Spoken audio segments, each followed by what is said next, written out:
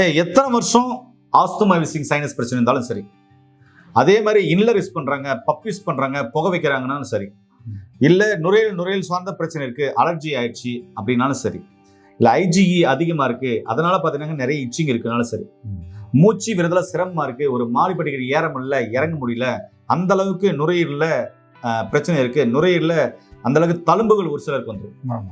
அதுக்கெல்லாம் ஒரு சில மருத்துவத்துல மருந்தே இல்லைன்றாங்க. இப்படிப்பட்ட பிரச்சனைகளுக்கு நீங்க பல வருஷமா உங்களுடைய கம்பெனியில பாரம்பரிய சித்த மருத்துவத்தின்படி கண்டுபிடிக்கப்பட்ட இந்த மாபெரும் மருந்து ஒரு மாசத்துல எக்ஸலண்டான ரிசல்ட் கொடுக்கும், அவங்க ஆச்சரியப்படுவாங்க அப்படின்னீங்களே, அந்த மருந்துகள் என்னென்ன, அது எப்படி சாப்பிடணும்? சரி, அதுக்கு ஒரு ஆஸ்மா அப்படின்னா அதுக்கு காரணத்தை கண்டு நம்ம மருந்து கொடுக்கும்போது வேகமாக குணமாகுது.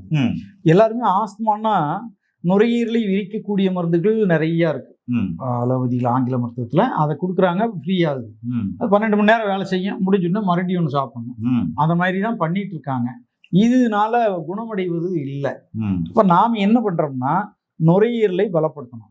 அவனுக்கு இப்போ 12 உள்ளுறுப்புகளில் ஒவ்வொரு உள்ளுறுப்பு பலவீனமாகும் போதும் ஒரு நோய் தெரியும். அதுல நுரையீரல் பலவீனம் ஆகும் பொழுது அதனுடைய இயக்க சக்தி மாறும் பொழுது அதுக்கு தேவையான கால்சியம், நுரையீரல் ஒரு கால்சியத்தால் இயங்கக்கூடிய ஒரு உறுப்பு, அதுக்கு பெட்ரோல் என்ன, அதுக்கு இயக்க சக்தி என்ன வேணும் அப்படின்னா அதாவது ஹை பொட்டன்சியல் கால்சியம் வேணும். அந்த ஹை பொட்டன்சியல் கால்சியம் பவளத்தில் இருக்கு. அந்த பவளத்தோட வேறு சில கஸ்தூரி மற்ற மருந்துகள்லாம் சேர்த்து இந்த மாத்திரை செய்யறோம். இது என்ன பண்ணுதுன்னா நுரையீரலை பலப்படுத்துது. ஓகே. அதே சமயம் தாளகம்னு ஒரு நவபாசானத்துல ஒரு பாசனம் இருக்கு.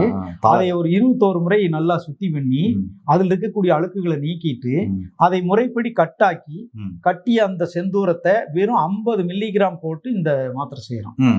இந்த மருந்து உள்ள இருக்கக்கூடிய கபத்தை கரைத்து வெளியேற்றுவதற்கு உதவும்.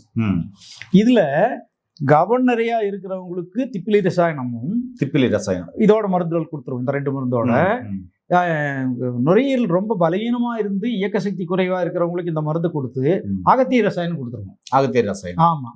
அப்போ ஆளை பொறுத்து இந்த 2 மாறும், அவ்வளவுதான். அப்புறம் உணவுக்கு பிறகு எப்படி இருந்தாலும் வயிற்றில் உருவாகக்கூடிய கபம்னு ஒன்று இருக்கு. உணவின் ஜீரணத்தின் போதே உருவாகும், இல்ல கப சம்பந்தமான உணவுகள் சாப்பிடும் போது உருவாகும். அதை அங்கேயே கரைச்சி அப்படியே மலத்துல வெளியே வைக்கிறதுக்காக நம்ம இந்த தாலிசாதி சூரணம் ஓகேங்கய்யா, சுவாச குடோரி சூரணம், இது இதெல்லாம் லைசன்ஸ் எடுக்கப்பட்ட மருந்து. ஐயா சொல்லுங்க, இது சூரணம் சொல்லுங்க, இது பேர் என்னையா? தாலிசாதி சூரணம், சுவாச குடோரி சூரணம். இது எப்படி சாப்பிடுங்க? இந்த 2 ஒண்ணா கலந்துக்கணும். கலந்து ஒரு டப்பாவில் வச்சுட்டு காலை இரவு உணவுக்கு பிறகு ஒரு ஸ்பூன் எடுத்து ஒரு தட்டுல போட்டு இந்த ஆடாதோட மணப்பாகு விட்டு குழைச்சி சாப்பிடணும். இந்த ஆடாதோட மணப்பாகு குழைச்சி இது 2 பொடியை சாப்பிடணும். அது உணவுக்கு பிறகு. உணவுக்கு முன்னாடி ஒரு லேகியோ 2 மாத்திரை, அவ்வளவுதான். ஓகே. அதுக்காக நம்ம சிவாஞ்சனம் நாம முதல்லயே சொல்லியிருக்கோம், சிவப்பு கலரா நம்ம சளி தும்மல் இருமலுக்கெல்லாம் யூஸ் ஆகக்கூடியது. இந்த சிவாஞ்சனத்தை நம்ம தொண்டையில காது ஓரெல்லாம் பூசிக்கலாம், தடை ஸ்மெல் பண்ணா அதெல்லாம் கொஞ்சம் பிரீத்திங்கை ஃப்ரீ பண்ணி கொடுக்கும். இந்த மாதிரி இதுவே நம்ம சைனஸ் அப்படிங்கிறது அப்படி என்னன்னா அப்பர் ரெஸ்பிரேட்டரி, இது லோயர் ரெஸ்பிரேட்டரி மருந்து. அப்பர் ரெஸ்பிரேட்டரினால தான் நீங்க இப்போ தும்மல்லாம் சொன்னீங்க, தும்மல் நீர் விடுதல் இது எல்லாமே அப்பர் ரெஸ்பிரேட்டரி ப்ராப்ளம். அதுக்கு வேற மருந்து. அதுக்கு திப்பிலி ரசாயனத்தோட நாங்க வேற சில மாத்திரைகள் வச்சிருக்கிறோம். அப்பர் ரெஸ்பிரேட்டரி மெடிசின் இம்யூனிட்டிக்கு, அதுக்கு இம்யூனிட்டி கொடுக்கணும். இது இம்யூனிட்டினால மட்டும் வர்றது இல்லை. இதுல இம்யூனிட்டியே இருந்தாலும் நுரையீரல் பலவீனத்தினாலையும் கபத்தினாலையும் கபம் சார்ந்த உணவு அதிகமாக சாப்பிட்றதுனாலையும் குளிர்ந்த பிரதேசத்தில் இருக்கிறதுனாலையும் இது வரும். ஆனா தும்மல் சளி எந்நேரம் விடாத தும்மல் நீர் சேர்றதெல்லாம் என்னன்னா ஒரு நோய் எதிர்ப்பு சக்தியை குறைஞ்சிடுறது. குறையறதுனால என்னன்னா ஈஸ்னோபில் அப்படிங்கிறது ஒன்று அதிகமாயிட்டு போகும். ஏன் அதிகமாகும்னா நம்மளை காப்பாற்றுறதுக்காக அதிகமாகும். அது அதிகமாகிறத பொறுத்து இந்த ஈஸ்னோபில் குறையணும்னா நம்ம வெளியிருந்து நோய் எதிர்ப்பு சக்தி மருந்து கொடுக்கணும். அப்போ ஈஸ்னோபில் குறைஞ்சிரும். அப்புறம் தும்மல் சளிக்கான மருந்து, அந்த நீர் வத்துறதுக்கு தும்மல் நிற்கிறதுக்கெல்லாம் மருந்துகள் இருக்கு. அது திப்பில் ரசாயனமும் அந்த மாத்திரையும் கொடுப்போம். இது ஆஸ்துமாவுக்கு இது போதும். அதுக்கு அந்த மாதிரி வேற செட் இருக்கு. ஒவ்வொன்றுக்கும் அடிப்படை காரணத்தை கண்டுபிடிச்சு நான் மருந்து கொடுக்கறதுனால 15 நாள் எல்லாரும் சந்தோஷமாகறாங்க. எல்லா நோயாளிகளும் 2வது 15 நாள் வரும்போது சந்தோஷமா உள்ள வந்தா தான் நானே மருந்து கொடுப்பேன். இல்லைன்னா நீ சரியா மருந்து சாப்பிடல, நீ சரியா பத்தியும் இருக்கலன்னு அர்த்தம். ஏன்னா நாம நல்லா பண்ணணும்னு ஆசையோட செய்யறோம். கண்டிப்பா. அவனும் நல்லா பண்ணணுங்கிற ஆசையோட இருந்தாலும் சாப்பிட்டா தான் அது சரியாகும். நம்ம சொல்ற முறைப்படி வாழணும். இஷ்டம் போல இருந்துட்டு நோய் என்னங்க 5 நாள் கொடுத்தீங்க நல்லா ஆகலின்னு இது வரைக்கும் ஒருத்தர் சொன்னதில்லை. 1-2 பேர் சொன்னாங்கன்னா நான் அவங்க அனுப்பிடுவேன். கொடுக்க மாட்டேன் மருந்து, வேண்டியது நமக்கு. ஏன்னா அவங்க முறையா வாழ்க்கை முறையிலயும் நமக்கு கொஞ்சம் வேணும் இல்ல. வாழைப்பழம் சாப்பிடக்கூடாது, இதுக்கு கொய்யாப்பழம் சாப்பிடக்கூடாது, தயிர் சாப்பிடக்கூடாது, ஆஸ்மா இருக்கிறவங்க.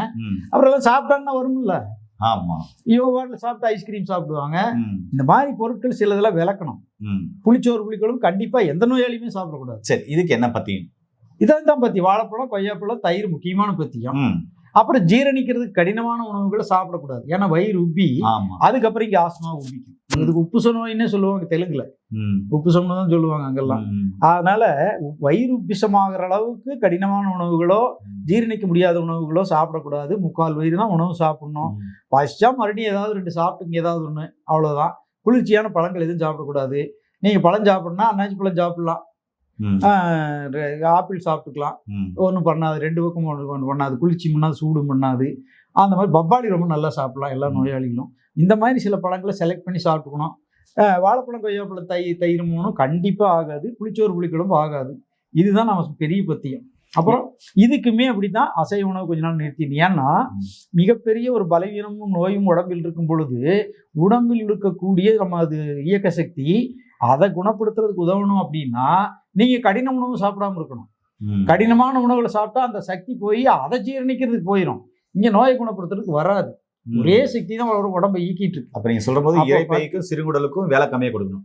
ஆமா, அது பத்தியம் இருக்கும் போதுதான் நோய் குணமாகும். பத்தியம்ங்கிறது கடின உணவுகளை எந்த நோய் இருந்தாலும் சாப்பிடக்கூடாது. கடின உணவு என்ன? கெட்டி தயிர் கடின உணவு. அப்புறம் இந்த நோய்க்கு வாழைப்பழம், கொய்யாப்பழம், தயிர். அசைவம் எல்லா நோய்க்குமே நமக்கு கடின உணவு தான். வேணா முட்டையை வேக வச்சு சாப்பிட்டுக்கலாம். முட்டையை வேக வச்சு 2ஆ பொளந்து மிளகு தூள் உப்பும் தூவி காலையில 2 சாப்பிட்டுக்கலாம். அந்த அசைவம் சாப்பிடணும், அதுல புரோட்டீன் நமக்கு தேவை, பலவீனம் அப்படின்றவங்க சாப்பிட விரும்புறவங்க சாப்பிட்டுக்கலாம், அதை சாப்பிட்டுக்கலாம். மற்றபடி ஒன்றும் வேண்டாம். ஏன்னே எவ்வளவு சிவியரான உங்களுக்கு ஆஸ்துமா வீசிங் சைனஸ் பிரச்சனை இருந்தாலும் ஐயா சொன்னாரு 1 மாசம் இல்லைங்களே. 1 மாசம் 1 மாசத்துல நிச்சயமாவே சரியாகும்ன்றார். அதனால ரொம்ப சிவியரா இருக்கிறவங்க ஐயோடைய மருத்துவ ஆலோசனை 1 மாசம், ஒரு சில மாசங்கள் எடுக்க வேண்டியதா இருக்கும். ஆனா இந்த மருந்துகள் மிக அற்புதமாய் பல வருட ஆராய்ச்சிக்கு பின்னாடி கண்டுபிடிச்ச மருந்துகள் ஒவ்வொன்றும் தேர்ந்தெடுத்து செலக்ஷன் பண்ணி வச்சிருக்காரு. அதனால உங்களுக்கும் ஆஸ்மா வீசிங் சைனஸ் பிரச்சனை இருக்குன்னா நீங்க எடுக்கிற பப்போட, இன்லரோட, இல்ல புகை வைக்கிறதோட அதோட சேர்த்து மருந்து மாத்திரைகளோட சேர்த்து இதை எடுத்து பாருங்களேன். 1 மாசத்துல நீங்க அவ்வளவு சந்தோஷப்படுவீங்க. எத்தனை வருஷமா இருந்தாலும் ஒரு சில மாதம் சுத்தமா சரியாயிடும். அப்ப எவ்வளவு பெரிய விஷயத்த சித்த மருத்துவத்துல முன்னோர்கள் வச்சிருக்காங்க பாருங்களேன். கண்டிப்பா பயன்படுத்துங்க. இப்படிப்பட்ட பிரச்சனை உள்ளவங்களுக்கு தயவு செஞ்சு இந்த வீடியோவை ஷேர் பண்ணிவிடுங்க. மீண்டும் இன்னொரு அருமையான பதிவு சந்திக்கலாம். நன்றி, வணக்கம்.